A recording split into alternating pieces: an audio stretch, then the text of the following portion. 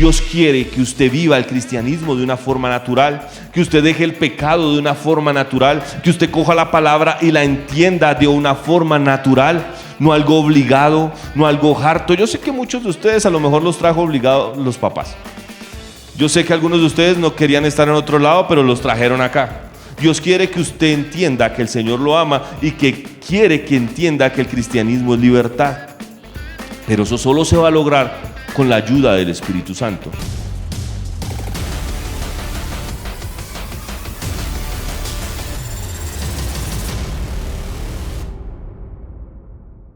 No sé si se ha dado cuenta, todo lo que estamos hablando, lo que estamos haciendo, es acerca del Espíritu Santo.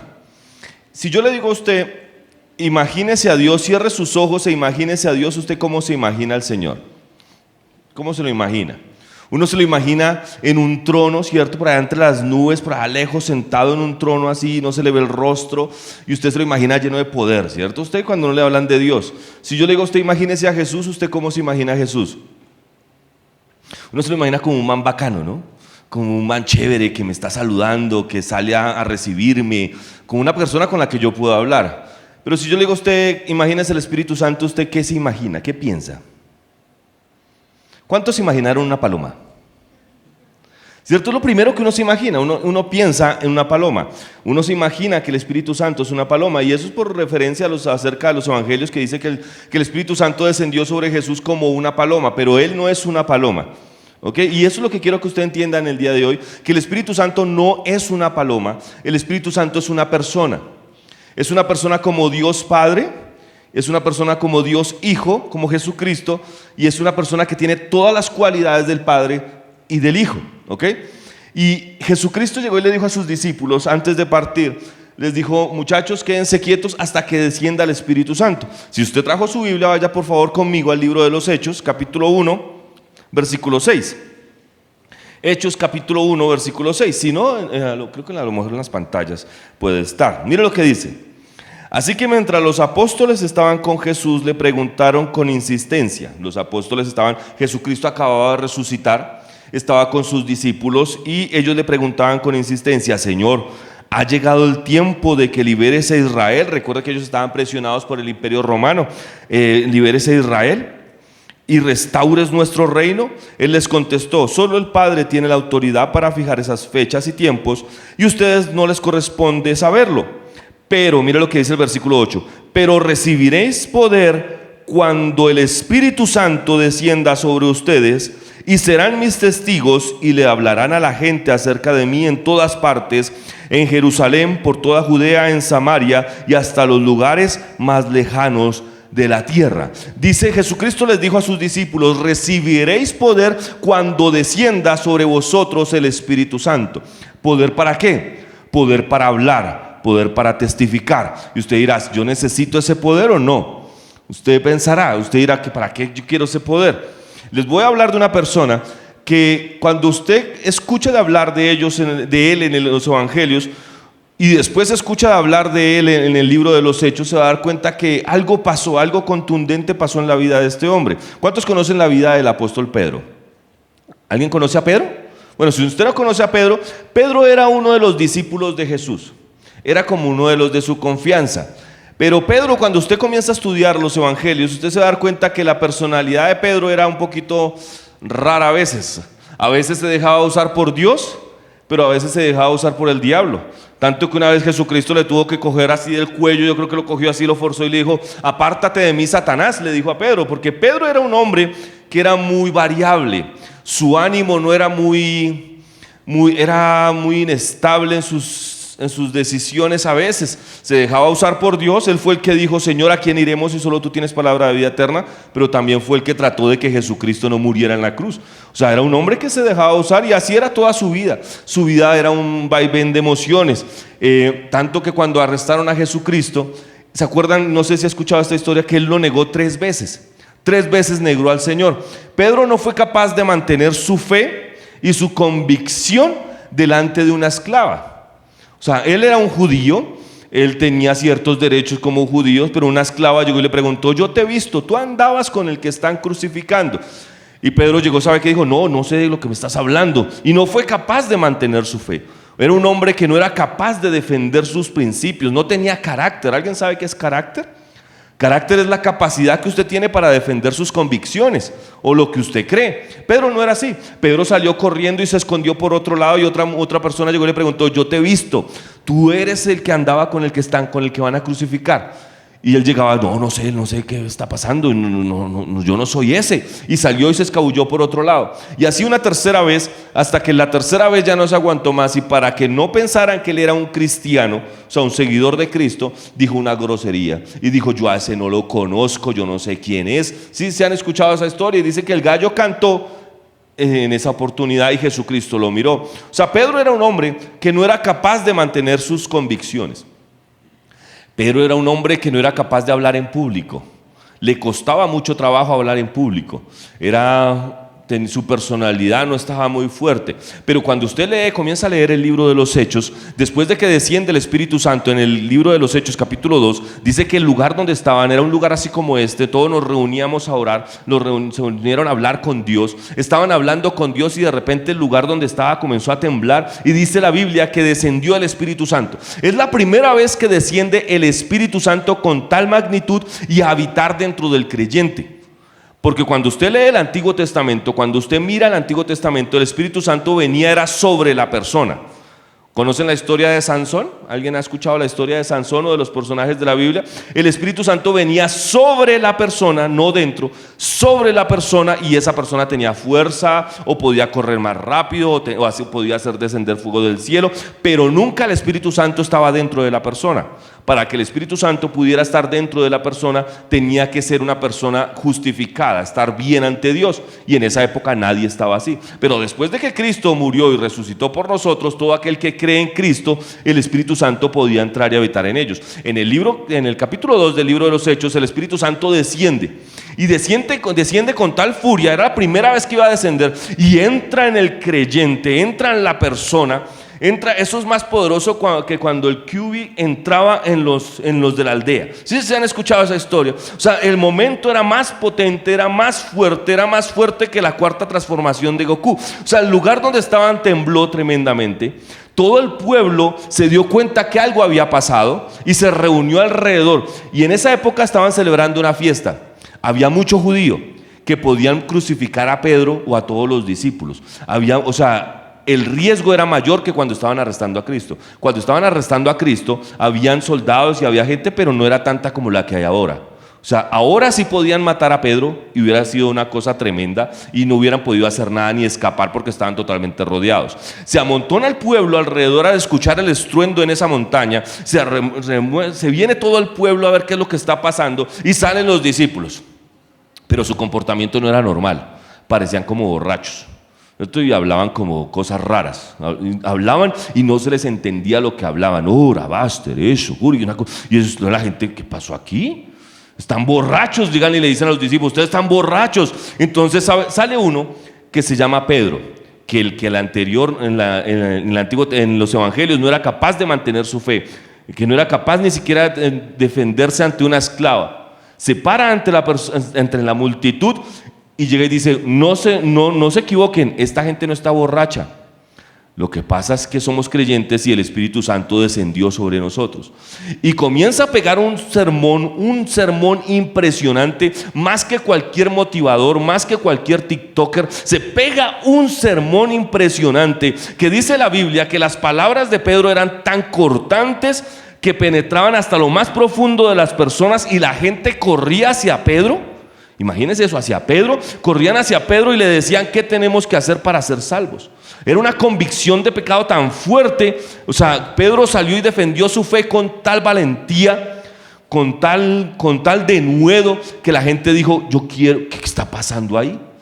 Y se convirtieron ese día. ¿Sabe cuántas personas recibieron a Cristo? 3,000 personas. 3,000 personas. Yo creo que el resto de discípulos que estaban detrás de Pedro lo miraban y decían: wow, ¿qué pasó acá?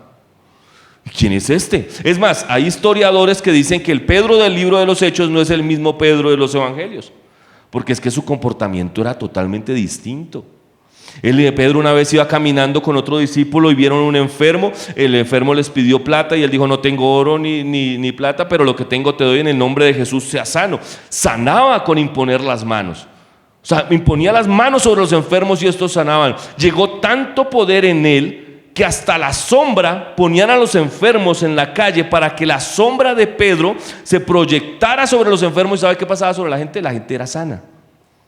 Y usted puede decir, ¿qué fue lo que pasó? ¿Qué fue lo que hizo que Pedro pasara de ser un hombre que no era capaz de mantener su fe, que no tenía un carácter firme, que no sabía para dónde ir, que no tenía... Mire, cuando Cristo murió, lo primero que Pedro dijo, no, volvamos otra vez a pescar. O sea, Pedro o sea, él era como cuando usted escoge una carrera, y usted comienza una carrera, le gusta una carrera y a los 3 meses, no, esa ya no es, ¿cierto? Cuando usted comienza ahora que está en el colegio, usted comienza a mostrar y usted ve que sistemas, eso es algo wow, y usted quiere estudiar algo de sistemas, pero después a los 3 meses se aburre, quiere ser médico, ¿cierto? Después no, a los 3 meses se aburre. Así era Pedro, era un hombre que no... Cuando crucificaron a Cristo, él prefirió ir a volver a pescar, viendo que él ya era llamado a hacer otra cosa. Pero cuando, después del libro de los Hechos, capítulo 2, algo cambia en la vida de Pedro. Pedro se vuelve un hombre radical, un hombre que defiende su fe a capa y espada, un hombre que vivía con pasión, un hombre que cumplía propósitos, un hombre que hacía señales, milagros y prodigios. Fue un hombre que cambió la historia de la humanidad. O sea, fue un hombre, ¿y qué pasó? ¿Qué fue lo que lo hizo distinto? Nada más ni nada menos que el día de Pentecostés, cuando el Espíritu Santo vino a vivir en el creyente. Fue lo que lo hizo totalmente distinto. Lo hizo tan radical que pasando unos años, ya cuando estaba ya grande Pedro y lo estaban persiguiendo, había una persecución en el lugar donde estaban matando a los creyentes, a Pedro lo ayudaron a escapar. Y él escapó, él pudo escapar en una carreta, pero iba en la carreta y dijo, yo no puedo huir de lo que al Señor me llamó. Y él se devuelve a que lo maten y lo crucifican boca abajo. ¿Qué fue lo que hizo que Pedro tuviera tanta convicción en su corazón? Nada más ni nada menos que la asistencia del Espíritu Santo en su vida. Es nada más ni nada menos que la presencia del Espíritu de Dios mismo dentro de nosotros. Y ahora, ese poder, esa habilidad y esa compañía está disponible para todo aquel que cree en Cristo. Cuando usted cree en Cristo, usted ya cumplió los requisitos para que el Espíritu Santo venga a vivir en usted. Jesucristo un día estaba así reunido también con sus discípulos y les dijo, muchachos, me voy. Imagínense el susto de los discípulos cuando Jesucristo avisó que se iba a ir. Ahora les digo, ¿por qué se asustaron? La vida con Cristo era muy chévere. O sea, vivir con Cristo era muy chévere. Imagínense cómo era vivir con Cristo. Si a usted le dolía la cabeza, usted iba y le decía, Señor, me está doliendo la cabeza. ¿Qué hacía Jesús? Venga a ver, chino, sano. Señor, tengo como hambre. ¿Qué hacemos hoy? ¿Qué hay por ahí? No, hay como 2 pescaditos y unos panes. ¿Qué hacía? Los multiplicaba. Una vez vinieron y le dijeron, toca pagar el impuesto, toca pagar un impuesto. ¿Qué hacemos? Y él dijo, vaya, tire la caña de pescar, el primer pescado que salga, ábrelo y ahí va a encontrar una moneda. Pague su impuesto y de una vez pague el mío. O sea, la vida con Cristo estaba totalmente resuelta. Era chévere vivir con Cristo. Una vez trataron de matarlos y no los pudieron ni tocar. O sea, la gente no podía tocar a los discípulos de Cristo. Trataron de tirar a Cristo de un lugar alto y no lo podían tocar. ¿Por qué? Porque el poder de Dios lo guardaba. O sea, Cristo estaba ahí y no podían hacer nada. Y un día Cristo se para y les dice, muchachos, me voy a ir. Yo creo que le corrió un frío por la espalda. Así como cuando usted vio que su mamá cogió su celular y tiene la clave. Ese frío que usted siente cuando lo descubrieron, le abrieron el cuarto y lo vieron. Yo creo que ese vacío, ese frío corrió en la espalda de los discípulos al ver que su maestro se iba a ir. Imagínense, ellos habían renunciado a todos los trabajos, ellos habían renunciado a toda su vida para irse detrás de un mechudo. Ellos dejaron todo, literalmente, dejaron todo por ir y de repente el man llega y le dice, no, me voy. O sea, ya no me tengo que ir, pero llega y les dice, muchachos, les conviene que yo me vaya. ¿Y cuántos saben que les conviene es algo bueno? Como cuando sus papás le dicen, les conviene que cuando yo llegue la cama esté tendida, ¿cierto? Le conviene que le vaya bien este semestre en el colegio, ¿cierto? Le dicen a uno, le conviene que le vaya bien en el colegio. ¿Por qué? Porque usted se evita un castigo o viene una recompensa, ¿cierto? Le dicen, le conviene que pase el año bien. porque quiere decir que en diciembre le van a dar un buen regalo o no van por lo menos tener un castigo. O sea, le conviene. Jesucristo les dice, muchachos, les conviene. Ellos no lo entendieron al principio, los discípulos no lo entendieron. Ellos no entendían lo que Jesús les decía, es más, se preocuparon. Ellos dijeron, ¿ahora qué vamos a hacer? ¿Será que volvemos a pescar? ¿Ahora en qué vamos a trabajar? ¿Será que montamos un puesto de arepas? No sé qué hacemos. O sea, ellos estaban totalmente preocupados porque Jesús se iba a ir.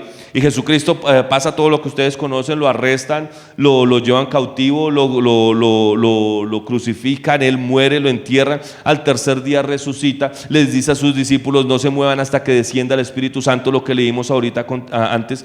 Y dice que 40 días después de haber estado orando, viene lo que le estaba comentando, el lugar donde estaban se estremeció, dice que toda la gente se reunió y sale Pedro y se pega su primer sermón. Yo creo que los discípulos estaban detrás, estaban los amigos de Pedro, los que estaban con Pedro estaban detrás y entendieron en ese momento al ver el sermón de Pedro que se convirtieron 3,000 personas. Y después de ver cómo hacían señales, milagros y prodigios en el nombre de Jesús con una facilidad impresionante, yo creo que ellos entendieron y dijeron, ahora ya entiendo por qué me convenía que se fuera. ¿Por qué Jesucristo tenía que irse? ¿Se ha hecho esa pregunta alguna vez?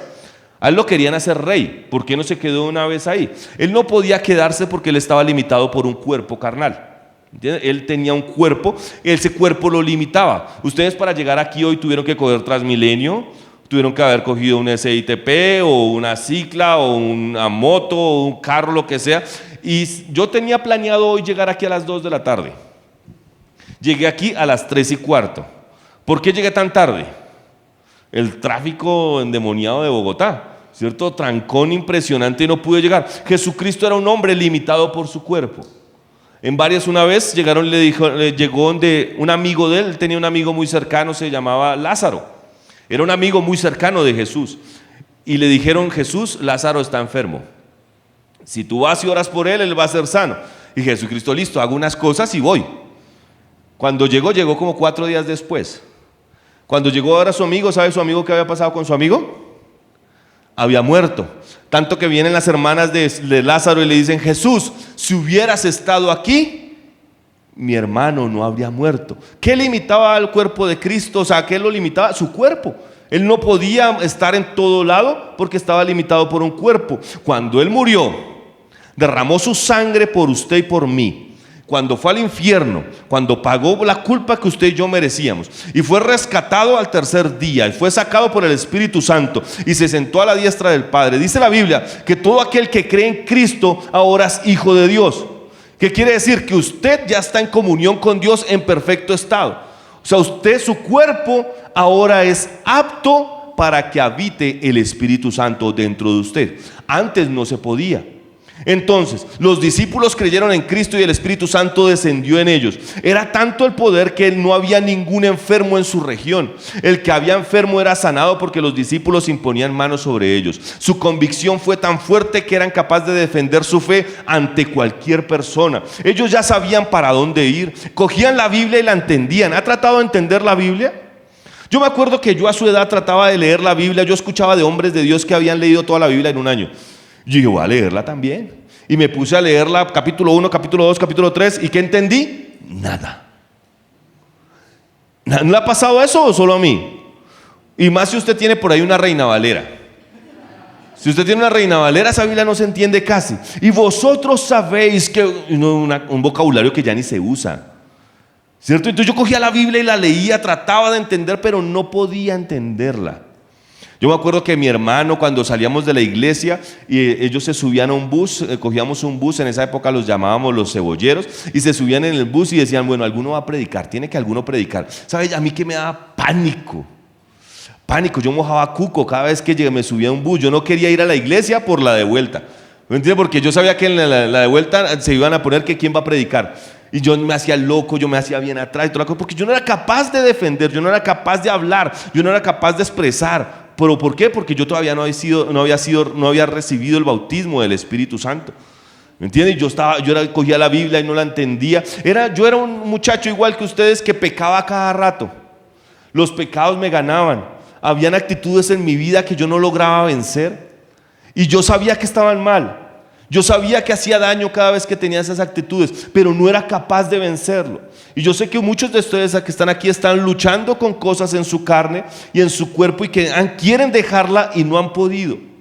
Han tratado de ser firmes ante sus amigos para defender sus convicciones y no lo han logrado. Es más, yo sé que muchos acá han querido predicar y no pueden porque les da pena, porque no saben con qué palabra, cómo expresarse. O usted sabe que Jesucristo es el Señor, pero no sabe cómo seguirlo, no sabe cómo expresarlo. Por eso es que Jesucristo les dijo a sus discípulos: muchachos, les conviene que yo me vaya, porque enviaré otro. Dice que enviaré otro consolador. ¿Sabe? Otro en el griego original es paracleto. ¿Sabe qué significa la palabra paracleto? El que sostiene, el que levanta, el que guía, el que enseña o el que defiende. Cuando usted cree en Cristo y recibe la llenura del Espíritu Santo, de inmediato el Espíritu Santo comienza a ayudarlo. Ese pecado que usted ha tratado de dejar, esos malos pensamientos, esa mala actitud, de corregir su vida, se vuelve más fácil. Es fácil y llevadero. Cuando el cristianismo es harto, cuando usted cree que el cristianismo son prohibiciones, cuando el cristianismo son cosas que me prohíben allá en la iglesia hacer, que el pastor no me deja, cuando usted cree que el cristianismo son prohibiciones, usted está viviendo mal el cristianismo, porque el cristianismo es libertad. Cuando usted cree en Cristo, el Espíritu Santo viene a ayudarlo y usted comienza a dejar de pecar sin necesidad, sin darse cuenta. Mire, yo conocí una muchacha que decía muchas groserías. Grosería, pero parecía una película colombiana. O sea, era muy grosera. Y usted sabe, la gente en Colombia es grosera. Es muy grosera. Ella llegó, los papás la invitaron a la iglesia y ella vino a la iglesia. Comenzó, vio que el mensaje de Jesucristo era para ella y recibió a Cristo como su Señor. Y ella trabajaba en una obra de construcción. Imagínense el vocabulario en una obra de construcción. Ella era igual. Ella le hablaba de esa forma a los empleados para que le recibieran las órdenes. Ella comenzó a venir a la iglesia, los papás la trajeron a la iglesia. Pero ¿cuántos saben que a veces es difícil no dejar de... Uno lleva diciendo groserías tanto tiempo, ya como que la carne se acostumbra y usted se machuca y lo primero que le sale es un madrazo. ¿Entiende? Usted le pasa algo y sale un madrazo. Aquí hay gente que se les ha salido madrazos. Hace un tiempo fuimos a jugar paintball, fuimos con unos muchachos nuevos y le pegaron un balazo a un muchacho y se escuchó un madrazo en todo el campo. Y usted sabe que decir una grosería en un grupo de cristianos, eso es como, uy, sacrilegio, no sé, como eso da mucho susto, decir una grosería entre cristianos. A veces a ella se le salían groserías. A veces a ella se le salían actitudes del mundo en el que ella vivía y los papás se sentían mal, incómodos, que qué pena, somos cristianos y ella diciendo groserías. Pero era normal, ella venía de un mundo así, o sea, y eso no se juzga. Pero cuando ella recibió el bautismo del Espíritu Santo, cuando el Espíritu Santo vino a vivir en ella y ella habló en nuevas lenguas, ella comenzó a seguir orando en nuevas lenguas y a vivir esa comunión con el Espíritu Santo. Pasó un tiempo y de repente la mamá le preguntó: hija, ¿ya no dices groserías? ¿Qué pasa? Y ella dijo: no me había dado cuenta en qué momento dejé de decir groserías. Ella ya no le salía una grosería si se machucara el dedo chiquito del pie.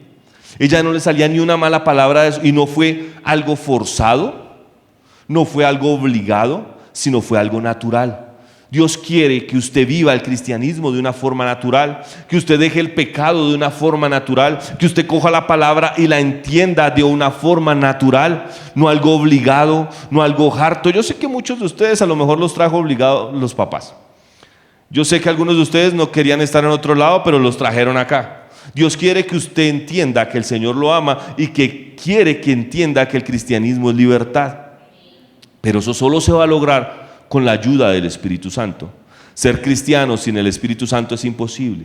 La Biblia dice que cuando usted recibe la llenura del Espíritu Santo y habla en lenguas, dice la Biblia que usted se edifica a sí mismo desde adentro. Usted comienza a fortalecerse desde adentro. Entonces usted puede ver el pecado en su forma física ahí enfrente suyo, pero usted no le despierta nada en usted. ¿Y cuántos quieren que el pecado sea así para nosotros? ¿Cuántos de ustedes quieren que el pecado sea algo que usted pueda... Pero muchos de nosotros viene el pecado y ustedes... ¡Ay, qué rico ese pecado! Dios, no, pero no lo hago porque soy cristiano. Eso es religión. Dios quiere que usted vea el pecado y diga: podría pecar, pero no quiero. Y eso solo se logra con la llenura del Espíritu Santo. Cuando la llenura del Espíritu Santo vino sobre los discípulos, Pedro se paró y pegó un sermón que convirtieron a 3,000 personas.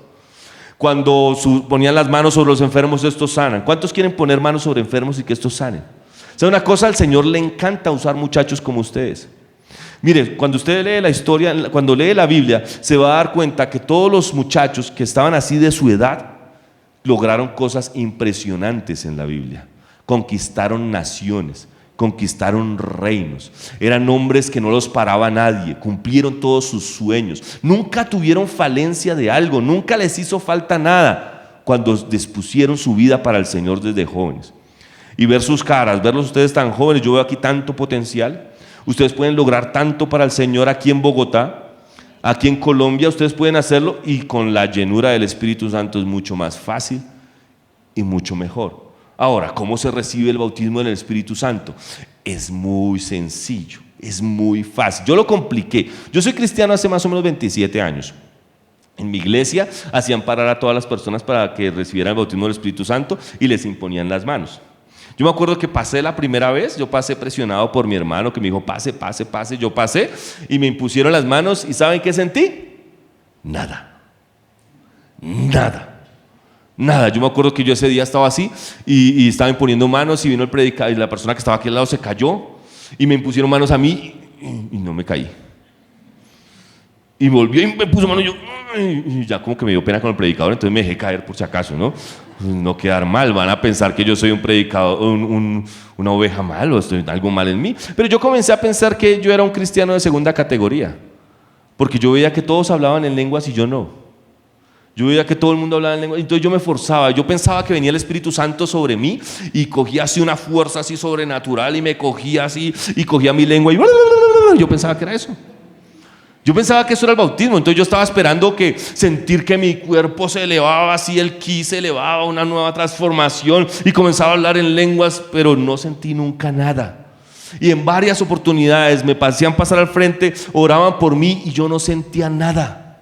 Y yo comencé a sentirme mal y yo dije, eso del cristianismo, eso como que es mentira, eso como que eso no es para mí, y comencé a frustrarme, porque yo pensaba que era menos, o que algo estaba mal en mí. Yo me acuerdo que en la iglesia a la que me congregaba en esa época había una persona que decía que tenía discernimiento de espíritus. Esas personas que dicen que ve los demonios y toda la cosa. Yo no me dejaba ver de esa persona nunca. Yo dije, ¿quién sabe qué me ve? ¿Quién sabe qué tengo? Yo pensaba que estaba endemoniado. ¿Entiendes? Porque yo decía, no soy bautizado en el Espíritu, no leo la Biblia, no la entiendo, no duro orando ni siquiera 5 minutos, no me gusta ir a la iglesia, prefiero ver los Simpsons. ¿Me entiendes? O sea, yo tenía una cantidad de cosas, yo pensaba que era un mal creyente. Y cuando me decían que oraran por mí para recibir el bautismo del Espíritu Santo, yo me quedaba así, me acuerdo que yo me quedaba así, esperando que algo pasara en mí, y nunca pasó nada. Nunca pasó nada. Un día estaba en la casa, tenía que planchar la camisa del colegio. Yo estudiaba en un colegio distrital, la camisa era blanquita, tenía que plancharla todo el tiempo. Y yo estaba planchando la camisa, me acuerdo que ese día puse música cristiana. Yo dije, bueno, vamos a escuchar algo cristiano, y me puse a cantarla al Señor. Y de repente, mientras estaba planchando la camisa, yo sentí y mientras cantaba, estaba haciendo un sonido de mi boca, estaba hablando, sentí que mi lengua se trabó. Como que, hola, y yo, ¿qué pasó?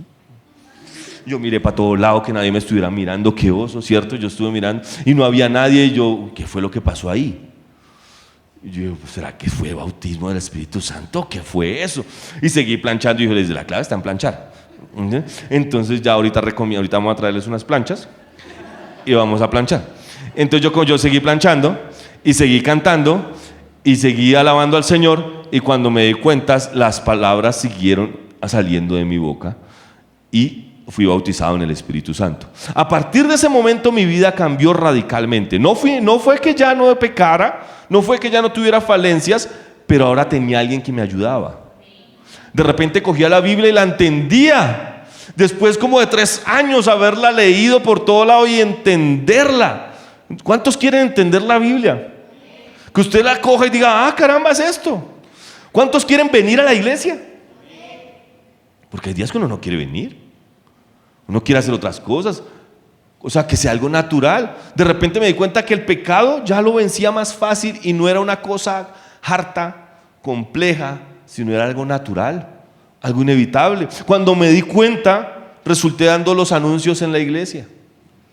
Yo comencé a dar los anuncios en la iglesia. Yo era el ujier en la iglesia hace 11 años. Yo era el primer ujier, yo era el que ubicaba a la gente, sentaba a la gente en la iglesia.